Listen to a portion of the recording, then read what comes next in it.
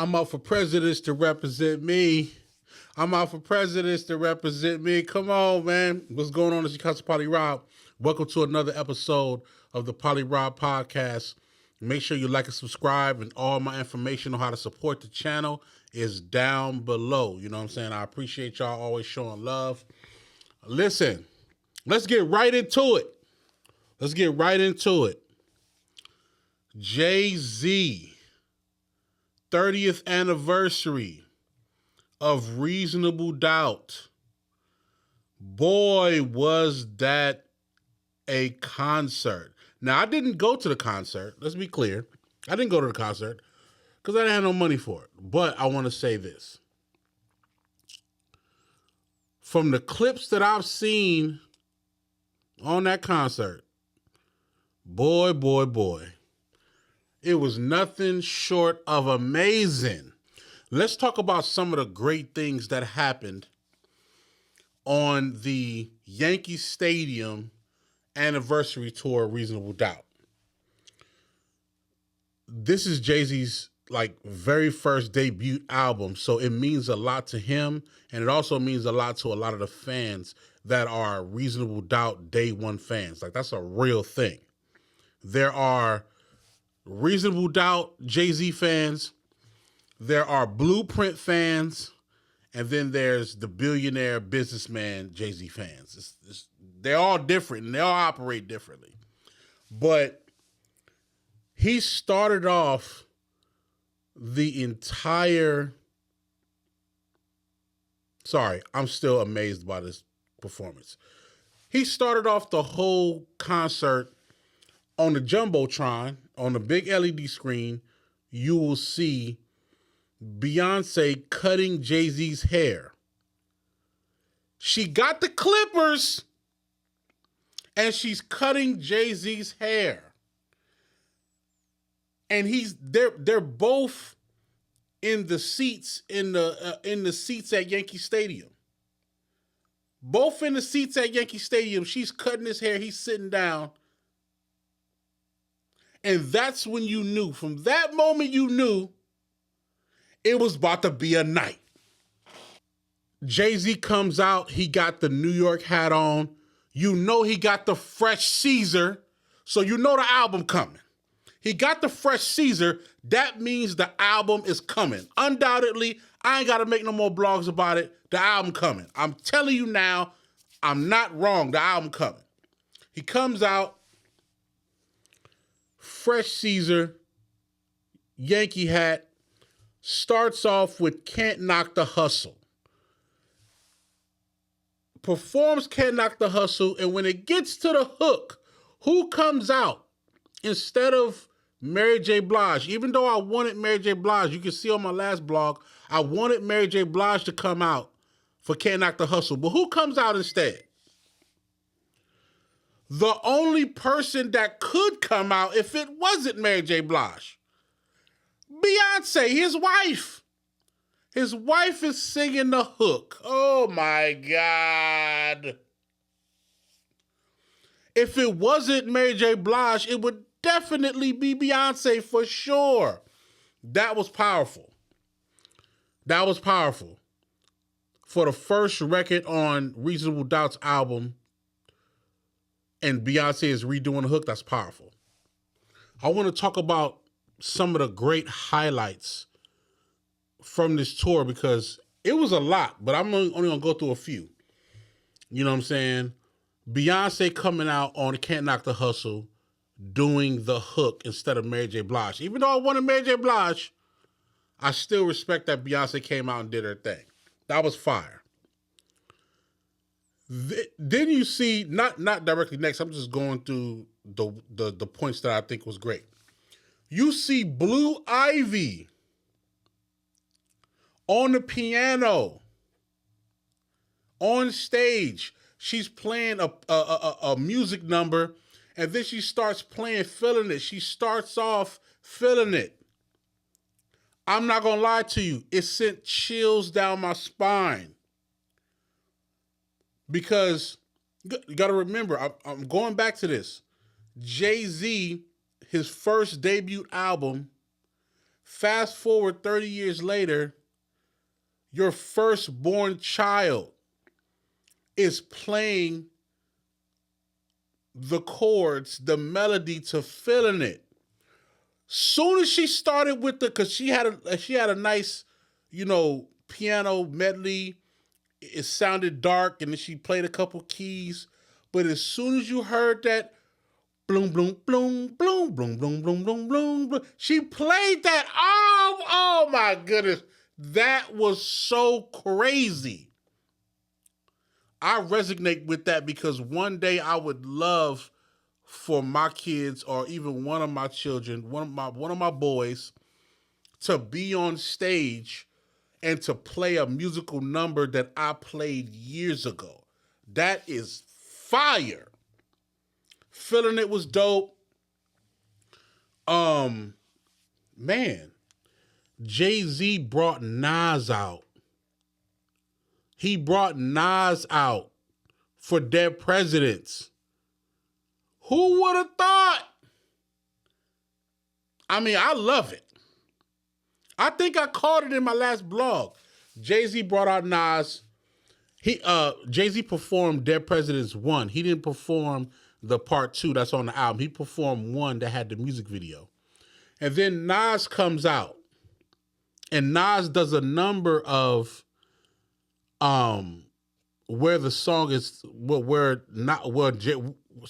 where Jay-Z sampled Nas's hook, "I'm Out for Presidents to Represent Me," which was on "The World Is Yours."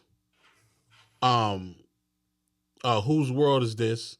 That was Nas's record. So that's where he sampled the song, the hook part. So Nas comes out and performs that record. But you hearing it over the Dead Presidents beat, which was fire. That was fire. Jay-Z reunites with Jazzo on the record "Bring It On." Bring it on if you think you can hang, and if not, then let me do my thing. I didn't think they was going to perform that, but they did that. And he stopped the music. Jay-Z stopped the music and showed love to Jazzo.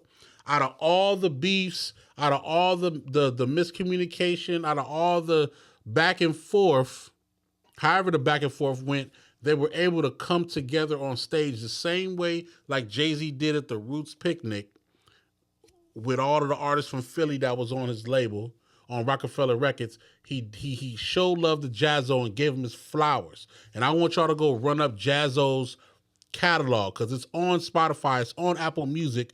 Go run up his catalog for sure. Of course, Myth Bleak comes out on Coming of Age as requested. He did that, you know what I'm saying? He did Can I Live. I love that he did Can I Live. And he did The Evils. He did The Evils as requested. Now, the one thing that I love about what Jay-Z did was he mixed in certain beats with certain songs to give you another creative perspective of the song. Like when he did The Evils, he put a Snoop beat behind a certain part of the song. You know what I mean? When he did Streets Is Watching, he also did Streets Is Watching. He came out with the whole outfit of Streets Is Watching, but then he played, he switched up the beat to give you a different context. I love the fact that he did that because even in the Reasonable Doubt album, Streets Is Watching, there was a couple other records that was all in that same kind of like time frame. You know what I mean? He didn't get to drop Volume 2 just yet, but it was all in the same time frame. So I get why he did that. I love the fact that Jay-Z and his lyrical breath control on stage, man. It's uncanny how many songs he can do, how many lyrics he remembers, how many songs he don't forget nothing. And of course, rehearsing is a thing, but it's just when he in his bag. He looked like vintage classic Hove on stage. He looked like classic vintage Hove on stage. We got the Caesar, y'all. When Hove got the Caesar, he in full music mode. There were so many great moments in this tour that I loved You know, also, I think Reasonable Doubt has traveled a long way. And let me explain what I mean by that. Like I said in my previous blog, Reasonable Doubt was not a very well received project when it came out. It wasn't top of the charts. You know, like Jay-Z said, he only sold like about 40 something thousand. That was a very low number. It wasn't a critically acclaimed album or nothing like that. Like the most popular song was Ain't No Nigga. And he performed Ain't No Nigga. I'm mad that Foxy Brown wasn't there, but he performed Ain't No Nigga on, at the performance, which I love, but you should have brought Foxy. You should have convinced Foxy to come on stage. But this album grew over time. It's one of the things that you have to remember about hip hop. I get mad when people be like, "Oh, this album is a flop. It ain't gonna do nothing." Like, yeah, it may not make the sales that it needs to make, but that doesn't mean that an album is trash because of it. You have to remember that you got to give music time. You have to give yourself time. Let me rephrase that.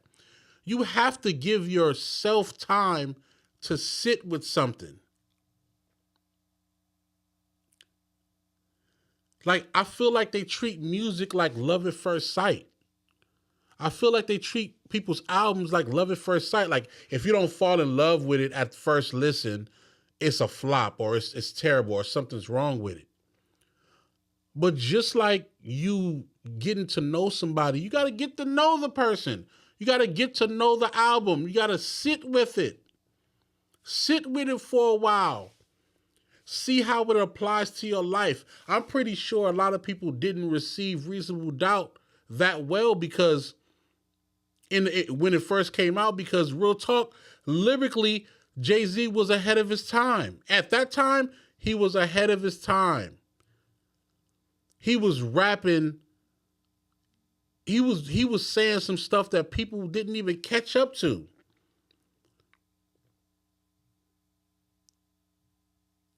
The man said, "We used to fight for building blocks. Now we fight for blocks with buildings that make a killing." That man said that in 96, 95, 96. Let me repeat it again. We used to fight for building blocks. Now we fight for blocks with buildings that make a killing. You know what that means? As a kid, 3, 4 years old, we used to fight for those little colorful building blocks. If somebody came over and took my building blocks, I was mad. If I took somebody's building blocks, they'll go tell the teacher. They used to cry. We used to do that. Now, fast forward as we older, we turn 18, we turn 19, 20. Now we fight for blocks, the street corner, with buildings that make a killing, project buildings. He talk about selling that work. You got to fight for your street corner. Nah, he can't sell over there because I'm there. Nah, that man, he can't get off his work on my block. That's where they know where I'm at, where I get off my work. Now we got to fight over that because I got to get rid of my work faster than you got to get rid of yours. I can't re-up unless my work gone. If you on my block selling to my customers, I can't eat. Now we fight for blocks with buildings that make a killing. You know this building right here? All the fiends is over there. I need to sew that up. Nah, y'all can't come over here and sell on my block. He's saying this type of stuff back in 96. You got to catch up to that. I'm just saying. There's so many lines in there.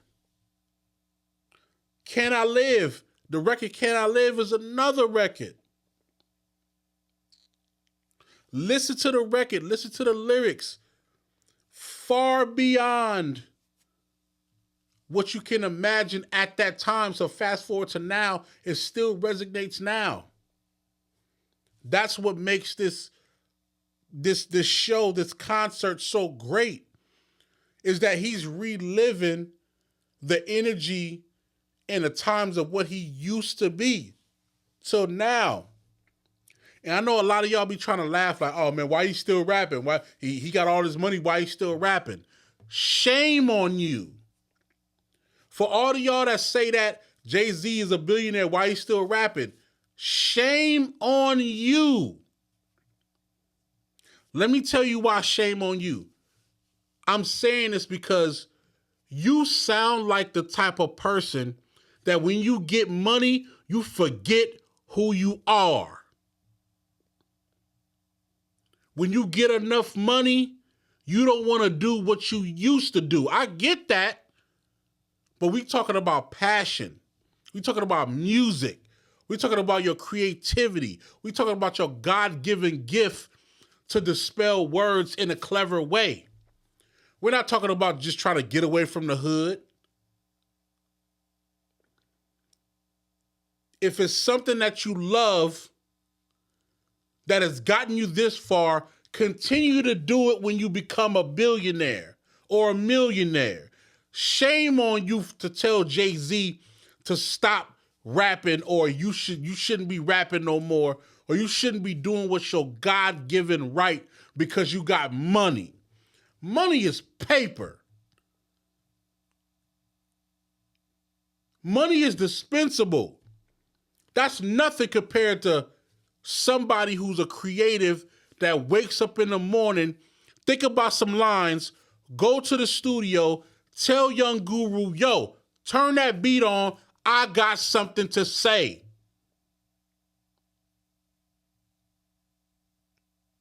I got something to say. This is not a young thing. This is not an old thing. They teach y'all that hip-hop is a young man's game. No, it's not. Hip-hop is not just a young man's game. It's not just an old man's game.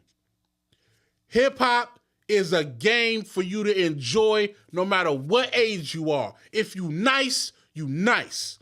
Hip-hop is about being nice, period.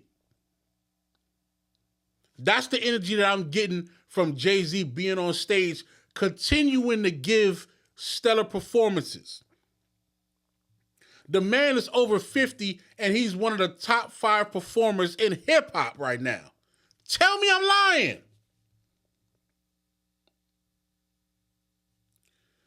Jay-Z is 50, over 50, and he's performing at a very high level. There's probably only 5 or 4 other people that can perform better than him on a rap level, on stage. Kendrick Lamar, Busta Rhymes, Wu-Tang Clan. I don't know who else.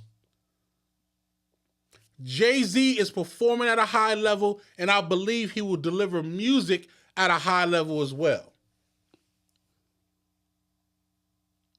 Not only did Jay-Z perform, the whole Reasonable Doubt album, he also, because he did Regrets, he did Cashmere Thoughts, he did Politics as Usual. He definitely came with a freestyle. That's what he does. I'll talk about that on another blog.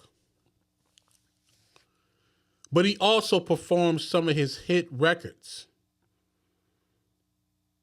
He also performed some of the records. He did PSA at the very end. He did Niggas in Paris. He did some of the other records that, and I think what he was trying to say was, if it wasn't for Reasonable Doubt, you wouldn't have gotten this.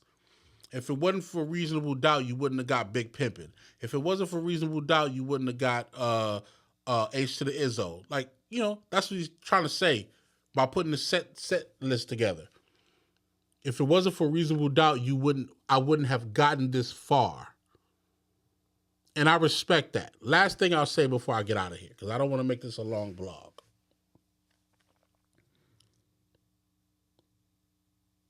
Jay-Z is a direct reflection of why hip hop will forever be around. I want to say it again. Jay-Z is a direct reflection of why hip hop will continue to be around for hundreds of years. And why is that? Because the resiliency of a rap artist is stronger than ever. It doesn't matter what age you are. It doesn't matter what you've been through in your life. Actually, what you've been through in your life adds to the quality of your music. A lot of genres don't have that type of capability. If a pop artist is performing pop and happy music, the pain in their life is not going to help them with this happy music. I mean, it might, but very seldom. Hip hop, in my opinion, and I could be wrong, hip hop and R&B is the only genres that every emotion can turn into a hit record. Every emotion. Every emotion can be a motivator to make great music. I think hip hop only has that.